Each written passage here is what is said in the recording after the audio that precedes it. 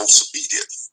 We must immediately come together at this point, because we don't know if we have any time left in this equation, in this situation that we find ourselves in as 44 plus million so-called American Negroes in this country. And we don't know what the future lies ahead, especially with the fact that we in fact may be facing the brink of extermination because of our condition, and which is getting much worse every day in this country for us as a people. And as you see, no matter what president we under, we got to take our liberation, and along with that, meaning our reparations. And we're taking control of a state like Mississippi. We will be headed right into that direction, which could open up even more greater things for us in terms of being a free people finally for once and for all. So I urge us all, let's put our disagreements to the side and get behind this brother. It's important. Him being in Mississippi is not only a symbol of our passage to freedom, true freedom, but also his purpose and his position right now where he is at, as far as him being in Mississippi, is also a direct intent to lead us to the promised land, which is our freedom from under the racist oppression of our oppressors for over 400 years in this country, and to deliver us from our slave-like condition, where we could once and for all know what it is to truly be a free people. And that's what his position of being in Mississippi right now directly represents.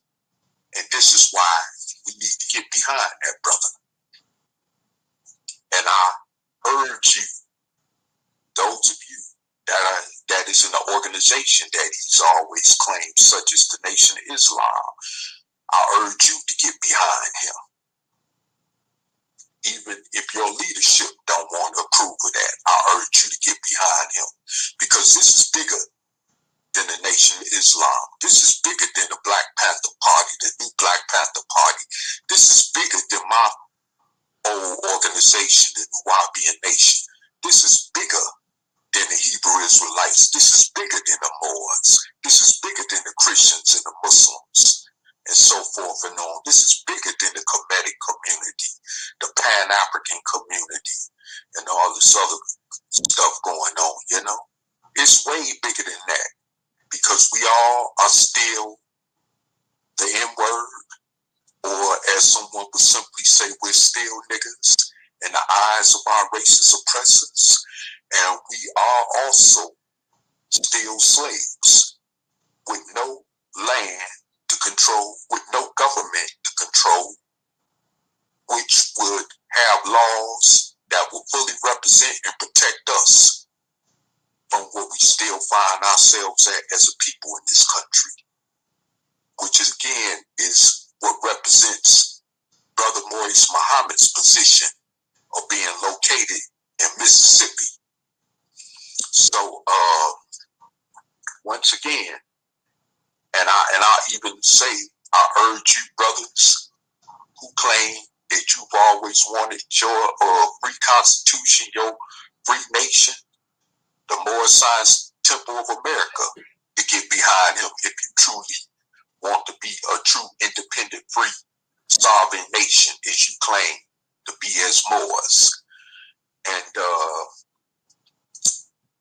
I also even urge our brothers in the 5% nation to get behind him. I even urge those among the American Negroes who are Orthodox Sunni Muslims, which is a sect I was also once a part of, your religion beside and build your awareness up on this ideal of the Mississippi campaign and get behind that brother and help support him, because it's all about us. No matter what religion background we come from, what other ideology we come from, we all need to be a free people, and it's just that simple. Mm-hmm. And then once we get free, then we can get back to debating and arguing our differences over this stuff. But right now, that don't mean nothing. When we are still in the slave-like position that we're in, while we still redundantly talking about people like Michael Brown and George Floyd and Philando Castile and Austin Sterling and Eric Gardner and Ezel Ford and, Sandra Bland, and the list goes on, you know what I'm saying? If we could get free by taking control of a state like Mississippi, we won't be having this continuous kind of conversation. Mm-hmm. So, I must say that we need to get behind that brother. We need to show him support. Man, he got me almost directly wanting to move to Mississippi. Because y'all know I've been talking about getting the hell out of where I'm at right now. Right. But he got me almost ready to move to Mississippi, and I don't give a darn if Mississippi is poor. Mm-hmm. That'll mean the less if it's poor and cheap like that means it's the less I got to spend beyond my means. You know what I'm saying? Just to live.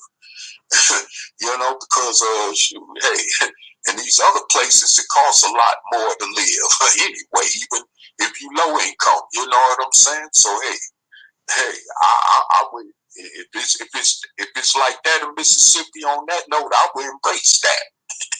That's no problem with me, as far as that go. But I'll more likely probably end up in the capital, the big city there, mm-hmm. Which, other than that, hey, and plus Mississippi is the home of one of my late grandparents who I never got a chance to know. On my mother's side, he was from some town called Boonesville, Mississippi. I believe it's right around near Coldwater where Brother Muhammad at, because they said that part where my grandfather was from was somewhere actually up there, and I looked at it on the map. It's near Memphis, mm-hmm. Not too far. So, and it sits right in the Delta area. I guess where all the cotton at and stuff like that, So, it would be like a homecoming for me to return back to the land of my ancestor. So, hey, and plus out of all the states I've been to in the South, Mississippi is one of them states I still have not really explored like that, And so it would be a true homecoming for me to go return home to the land of my ancestor, So, but other than that, far as that go, we need to get behind that brother.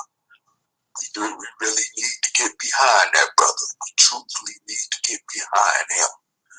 You know what I'm saying? We need to get behind that brother. We need to push for the fight to obtain our freedom down there. We can create a new reality down there. And I see people even where I'm at from Mississippi, and some of them, a lot of them are here because of that Katrina situation from the early 2000s, because some parts of Mississippi along the state line, along with Louisiana, where New Orleans is, was affected by that. You know what I'm saying? So we need to create a place where they could return to. You see what I'm saying? Right. So, it's like, it's for us all. It's 40 plus, like you say, millions of us as so-called American Negroes. And I want to see that reality. Like I said, I don't have much time. I don't know if I have much time left. What I mean by this audience is, I don't know if I will be living that much longer, because they talking about my kidneys conditions is not well, which I was told by my doctor, you know what I'm saying, a couple of days ago, you know, and I have to wrestle with keeping this, you know, diabetic illness under control more, you know what I'm saying? So, I mean, you know, and plus with the ongoing struggle with high blood pressure and stuff, so, you know, I mean, I'm in my early 50s. I don't even know if I can last 10 to 20 some more years, you know, with y'all, you know, but all I can say is that I'm grateful to be a part of this moment of struggle that, you know, me and brother Angelsnupnup7 started on course with 3 years ago as of this month. Yes. In March of 2018. You see what I'm saying? So, you know, I am grateful to have been a part of the start of that and of this struggle, and which is geared toward us going in the right direction of our complete emancipation from slavery for once and for all, which, by the way, did not happen in 1865 and still hasn't happened yet, as many has been led to believe. However, we can, you know what I'm saying, get behind this brother and support him, you know, and I mean, you know, and I even wanted, and I even tried to reach out to the brother after, you know, when I asked our brother Taalik, and I'm sure you don't mind me saying this, brother Taalik, but I asked our brother Taalik to reach out to brother Maurice Muhammad so I could get his email, because I lost contact with the brother. You know what I'm saying? Because I used to stay in contact with him by email, you know, too. So, you know, and I never heard back from him. But however, that's okay.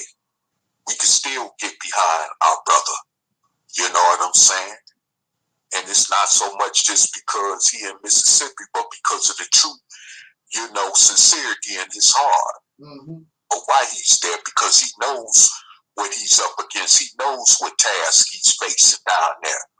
You know what I'm saying? And we know Mississippi and black folks don't roll too well, as history accordingly shows. You see what I'm saying? And especially with, you know, dark-skinned soul people like Maurice Muhammad coming from the north, going down there. That definitely don't ride well with them racist peckerwoods, you know what I'm saying? And so, you know, we have to, you know, get behind this brother and support him. You see what I'm saying? So, you know,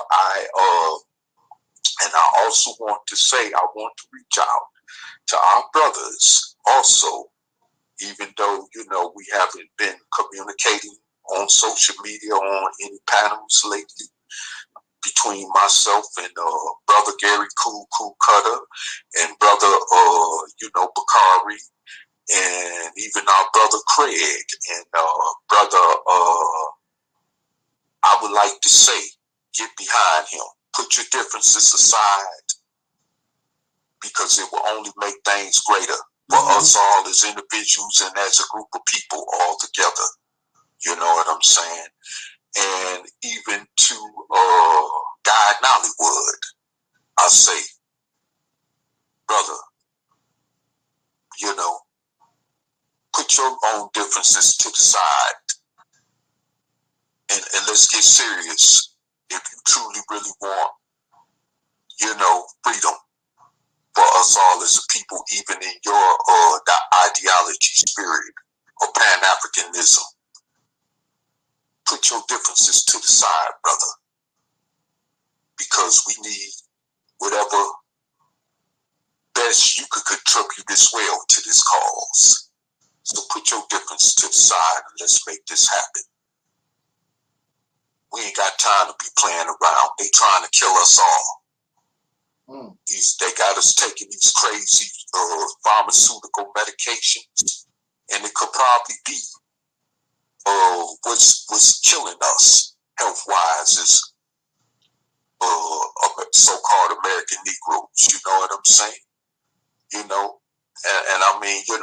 not the one to get off into the lane of conspiracy theoryism, but some of this stuff that's the so-called conspiracy theories talk about has a possible chance of being true, you know, because of all the stuff that's been done to us throughout hundreds of years as so-called American Negroes in this country. You know what I'm saying? That would, you know, have us assume that anything that's dangerous, especially to our, and that's a detriment to us as a people, may be in fact in store to help further expedite us into extermination. You know, that's what we don't want. So, you know what I'm saying? Let's, you know, let's come together. You know what I'm saying? We have no protection. We have to build and create a safe sanctuary, starting with the control of a state such as Mississippi. We have to. I was just talking to a brother last night after we did a live, you know, and I said, you know, during Jim Crow, it was time when our ancestors, you know, was glad to, you know, finish their 9-to-5 job working for the racist Peckerwood and be able to go back home to what they called the black community. And because they knew it was a safety net, a place they knew it was a safety net. You know, even the so-called black Christian church was once a safety net, you know, where we could go for some type of form of sanctuary, even if it meant for us getting away from the racists that was trying to hang our ancestors on trees and stuff. You see what I'm saying? So, I mean, you know, we have to, you know and understand the importance, you know what I'm saying, of us, you know, becoming a free people. That means a whole lot because we don't got that. This is why the stuff is happening to us the way it is happening to us in this country as a people. This is why, you know, there are many unjustifiable police murders of us as so-called American Negroes that's still not resolved to this day. And other racist attacks and murders against us that's still not resolved to this day. Because we don't have that power of freedom to exercise to protect ourselves against that, which will also guarantee us justice against such injustices. And by getting out in the street, marching and protesting and screaming Black Lives Matter, that just ain't gonna cut it. They never respected black lives, and they continuously show you they don't respect black lives. So we have to show them by respecting ourselves and our own black lives that we got to get behind the cause, such as Operation Exodus Mississippi and Mississippi Initiative, and to get behind this brother, Maurice Muhammad, who is the creator of the Mississippi Initiative, and help support him. You know what I'm saying? And get with him to make this happen, so that we can one day say the words once again of Martin Luther King Jr., may he rest in peace. Free at last, free at last. And that's all we looking toward at this point right now. And with that said, before I get tongue-tied, I will pass the mic over to our beloved good brother, Dr. Omar Shamsuddin.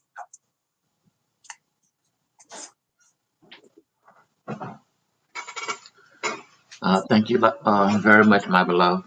I, too, guess first of all, would like to thank Brother Taalik for allowing me to join his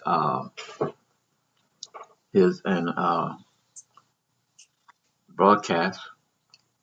And I join with my brothers also in pushing this Exodus to Mississippi campaign. It is an idea that I believe is on time and it's in time. And I think that we should definitely, as a community or as a people, get behind this concept, because the reality is, and I'm positively sure that all of our people, I'm talking about indigenous ex-slaves, black people here in this country, recognize, especially those of us that are up north and out west, Midwest, wherever we might be in this country, are well aware of the fact that through the gentrification process, we are, whether we want to or not, having to exodus from areas that we have been accustomed to living, and for a lot of us, back from the time in the 60s and 70s and 50s, where we exodus from the South going north in hope of finding better living, work, etc., etc., etc. And even, I guess I can even throw freedom in that. But the reality that we all were confronted with is that we were no more free than we were down south. From the places from which we left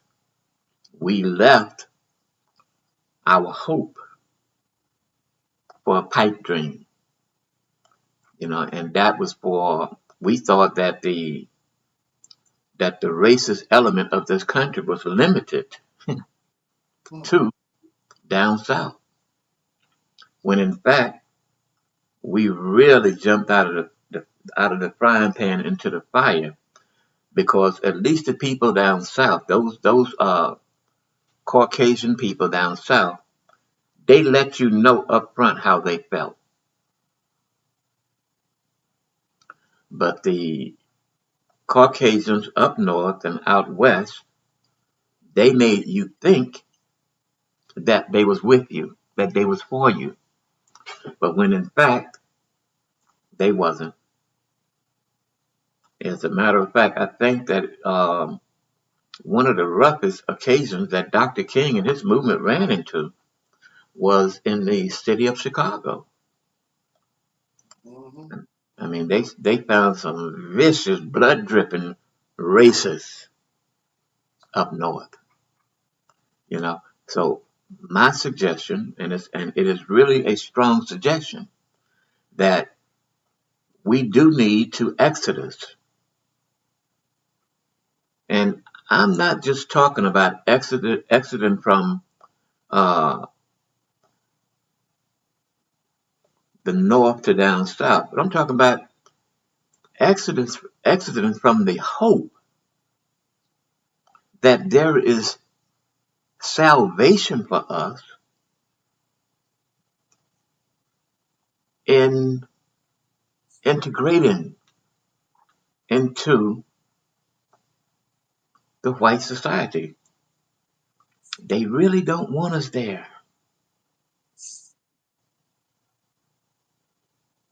I mean, they tell us that they want us there and say, come on. But through their actions are saying, leave. And I'm saying to us as a people, when someone tells you and show you how they feel, listen to them. There is greater hope for you in the southern parts of this country, because the cost of living is better. The jobs may not pay. Well, nowadays they just might do pay what they pay up north.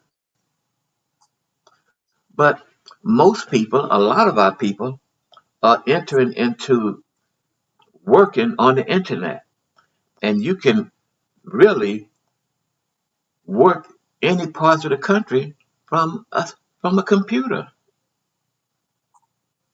And if you make that money, that northern money, and you are living in the down south area of the country, you win. That's a win-win. That is a win-win proposition.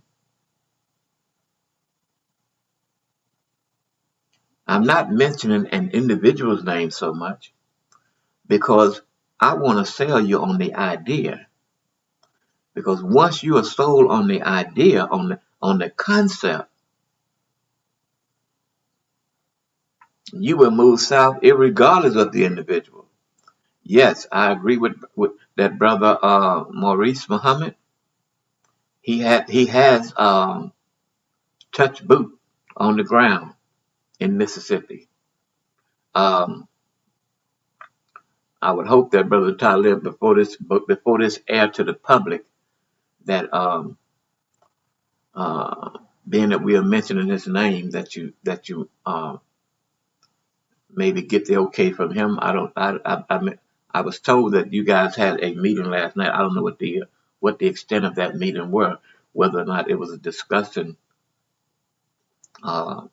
what's happening in Mississippi or not. But out of respect to him, I would suggest that you let him view this before it goes out. And if it already is out, hey, so be it. Still let him view it. Because I'm positively sure he has a plan, and whether that plan is a plan that he wants at this particular time out, I don't know. I haven't asked him, haven't talked to him about that particular aspect or that particular issue. But I do know that we are, in fact, he is already in Mississippi, and have put together a game plan in order to make that endeavor a successful one. So yes, I agree. I'm a cheerleader. Get behind the efforts. It is definitely an effort that started with Brother Taalik, and those people that was initially involved with him with it, and Brother Maurice got ear of it and said, hey, good idea. Did some research, found a place where he will be comfortable with him and his wife, and say, look, I'm going to go ahead and make that move to give life to the idea of Exodus, Mississippi. I mean, it is a perfect marriage, and I think that it would behoove us to take a real close look at this concept and this idea of Exodus and moving to Mississippi, or moving to the southern hemisphere of this country. Mississippi is just about as good a place as any to start. There is another gentleman, I can't even think of his name really, that has written a book on the importance and the opportunity that lays for us, in our moving exodus and coming down to Mississippi and down to the southern hemisphere of the country. It's it is really something else that the land where most of our blood was shed as slaves has become available to us. Isn't that ironic? And it's an opportunity that we can take advantage of, and we have a blood connection to down south through our ancestors. So that's kind of unique. Okay, Brother Taalik, I'm gonna ease off on that. We can go into further discussions, but that's just my intro too. Okay. Yes, sir, brother. I appreciate your additional commentary to this situation, Mm-hmm. and of course, I like to just also add that we have to look at the seriousness, like someone said before. We have to investigate and look at the seriousness of this ideal and what it contains in terms of the benefits that could come out of it, which will open up bigger doors for us to achieve the fullest extent of what it is to have truth, freedom, justice, and equality, which we still have not seen as so-called American Negroes in this country, who are dark descendants of slaves born here in America. And I also must say too that we have to, not contribute this either to those other minority groups that are here in this country, because they don't directly share our experience. They may be from an oppressed people or other oppressed groups of people, but they don't share our common experience as so-called American Negroes, who are descendants of slaves born in this country once again. And hopefully I've made myself perfectly clear on that note. And, because it's our time now. Everybody had a chance to fight and gain their liberation in some form or another. Now it's our chance in our time to gain our autonomous, liberation for once and for all from an oppressor. You know what I'm saying? It's been our time in the forthcoming, and it's in the long coming. And we got to take advantage of it, because it might be too late, as someone would say. And like I said, there's so much happening to us already that's pushing us further back, even to the point where gains from our ancestors' civil rights struggle of the 1960s is being pushed back, before our eyes. And this is serious. So this is the reason why we have to, gain our freedom, our true freedom, because it's not going to be given to us. And we've had even known politicians in Washington who have straight up told us that far as any discussion of reparation is definitely not, up for this discussion. It has clearly been told by us. It was told by Joe Biden and even Bernie Sanders, who ran against him for president, that reparations is not up for a discussion. He let that group called the Adolfs Movement know it, and other similar groups like them even know it, that reparations is not up for a discussion. So we have to take our reparations, and taking control of a state such as Mississippi is the beginning of us taking our reparations, because it's not going to be given to us.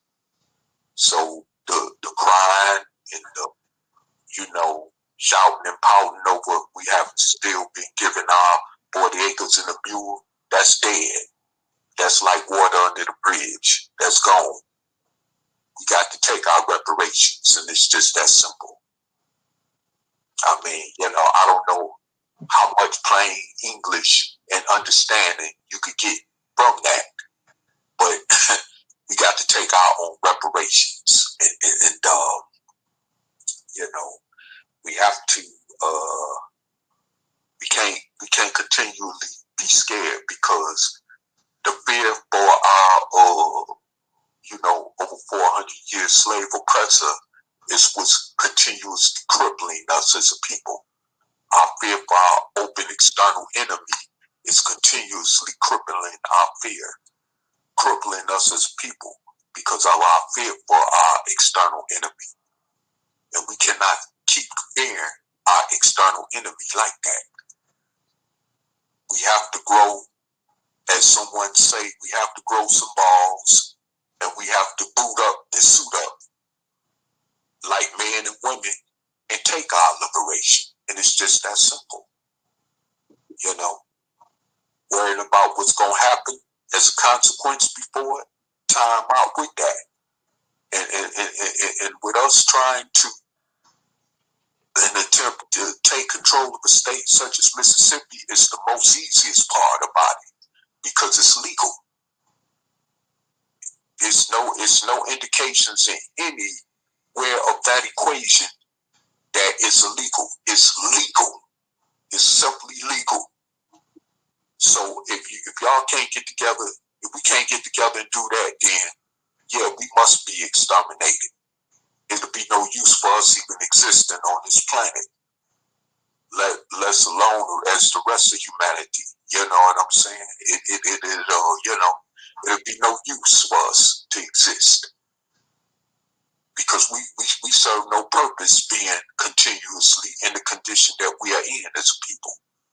I don't give a damn how many of us from among us is 40-some million that are wealthy, that's famous, or whatever. You know what I'm saying? Or whatever our so-called more fortunate status than others is. We are still a nigger in the eyes of the racist oppressor that we have been up under for over 400 years in this country. So we have to continuously realize that. If not already, we need to start realizing that,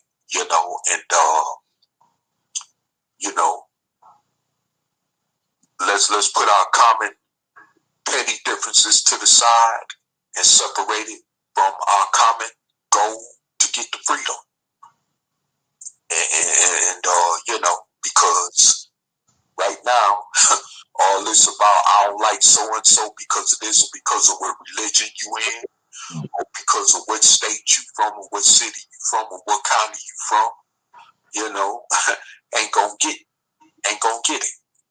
You know what I'm saying? What block, what hood you represent, ain't gonna get it. Ain't none of that work for us. You know what I'm saying? Being a Muslim, a Christian, a Moor, a Hebrew, a Nubian,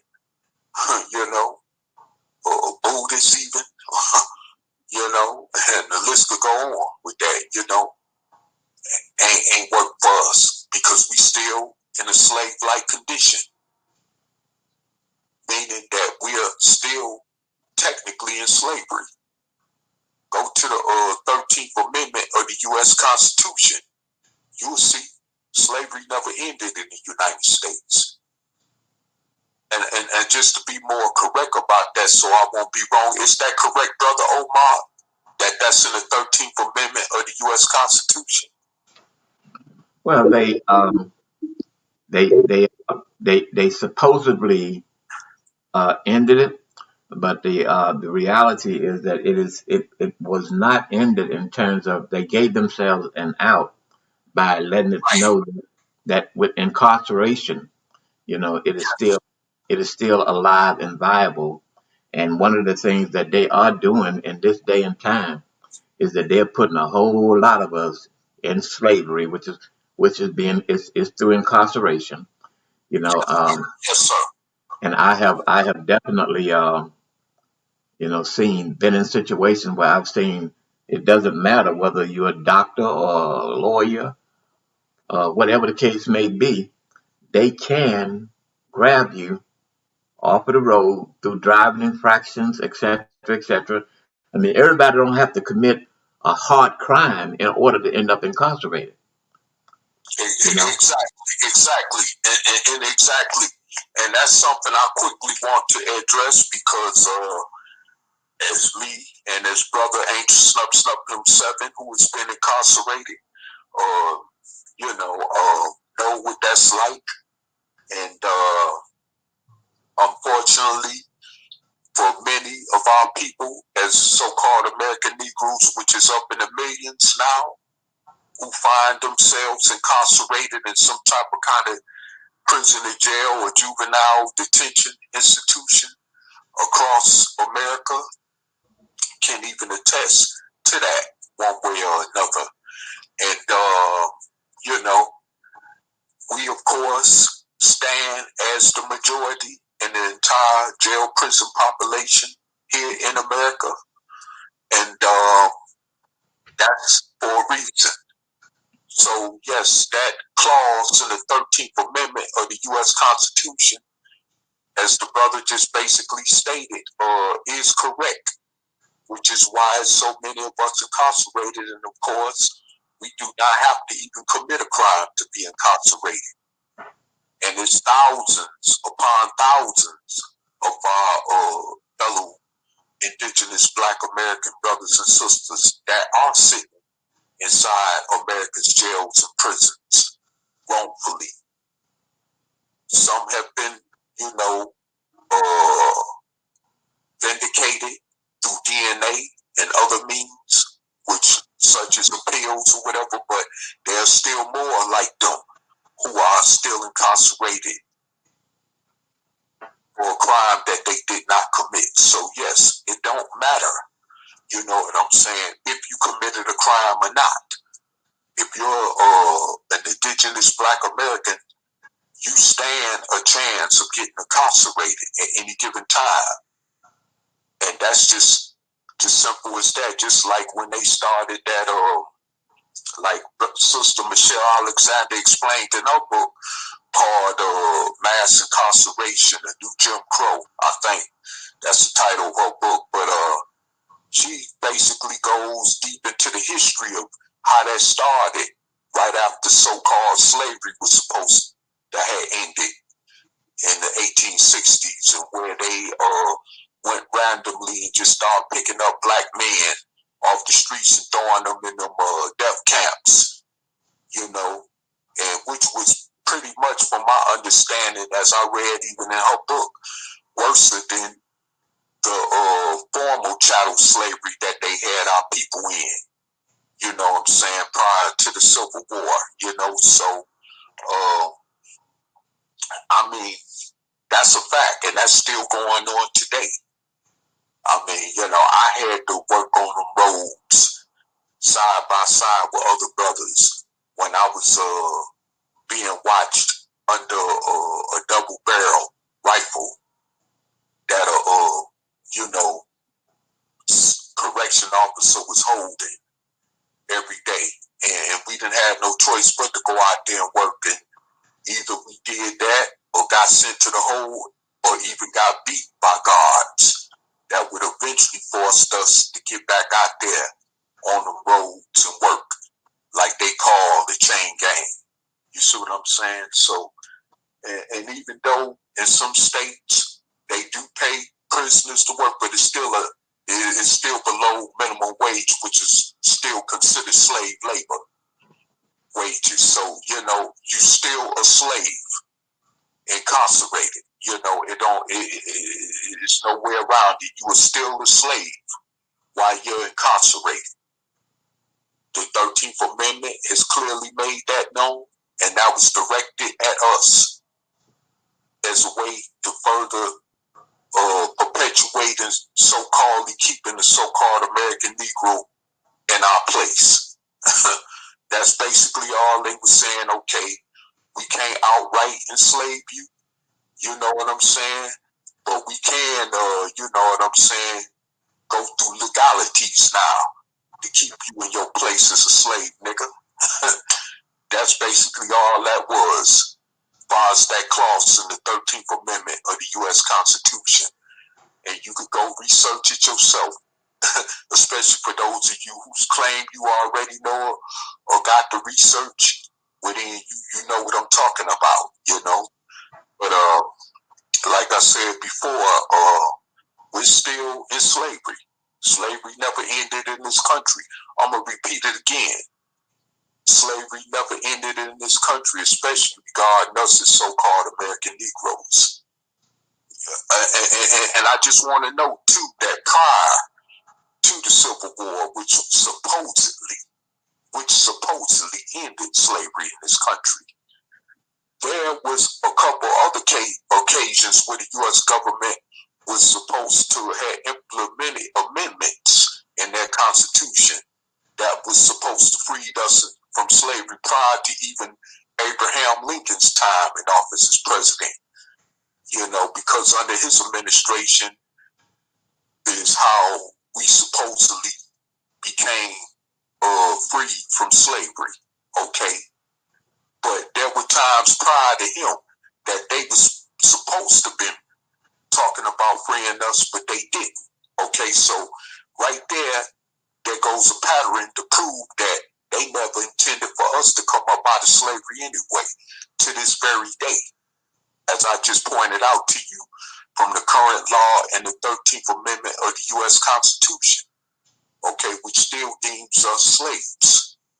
And through mass incarceration, like the brother just said, you know, that's one way that they're exercising the perpetuality of keeping black people in this country in slavery. You see what I'm saying? And like you say, we don't even need to commit a crime for them to make that happen. So this is why it's important for us to actually get control of a state such as Mississippi so that we could be completely free from this. And when you get tired of, you know, being discriminated against in places like New York, California, Seattle, Portland, Oregon, you know, wherever we may be in this country, you can come on to Mississippi. You have a safe sanctuary to come to finally for the so-called American Negro. You know what I'm saying? So I just, you know, and then once we can succeed in that quest of taking control effectively of a state such as Mississippi, then we can move on to Alabama and doing the same thing as well in Georgia and South Carolina and Tennessee. You see what I'm saying? So there you go. You know what I'm saying? We are already on the road. So all we got to do is follow suit and join and come behind. And like I said, support our brother Maurice Muhammad in his quest where he's at right now. You know, in Mississippi. Even if we got to some of us, you know what I'm saying, even if we are willing to get in touch with the brother or somehow, or can get in touch with him, let's do whatever we can to get behind this brother. Even if we got to be done at a distance, we got to get behind this brother, point blank. Say it, you know, we got to get behind that brother, you know, and because this, with him being in Mississippi, symbolizes a true beginning for us toward true freedom and liberation as an oppressed people, as we have been for over 400 years. And not only symbolizes, but marks a beginning, literally, of us once and for all becoming a true free people. So, you know, like I said, we have to get behind this brother. And it's not about just leaning on and supporting him as one man or as one leader. It's all of us together as a team working together. It's not about depending on no one individual, okay? And I'm sure he would agree with that, okay? So, you know, it's all about us being a team and making this work together. That's the only way we're going to get this job done, okay? And you know, you know, I want, you know, before I close out, I want to pass the mic back to our brother. If you have anything else to say, Omar Shamsuddin, or and if you don't, then I'll leave it up to our brother Angelsnupnup7 if he want to comment, and if not, then I could close it out. So I yield my mic for a moment to see what's what. I mean, I would definitely, you know, like to pass on the mic to brother Taalik, because he is one of the orchestrators, so he definitely should be heard from. Yes, sir. Taalik, brother Taalik. Yes, sir. Well, brother, the invitation door is open. If you want to pick up the mic, or I could close it out. You can close it out. All right. Well, enough has been said, and I think that at this point, hopefully, this is understood clearly of what we're saying tonight to you on this live podcast, and hopefully this would reach many ears, and let's get on board with the soul train, and let's get to our freedom. And with that said, as our brother Don Cornelius would say, love, peace, and soul. We out of here.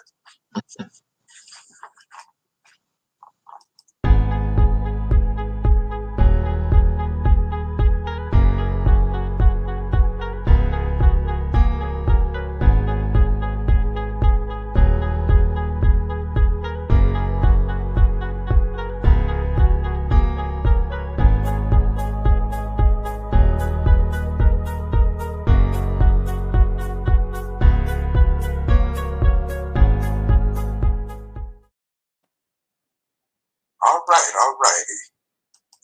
Y'all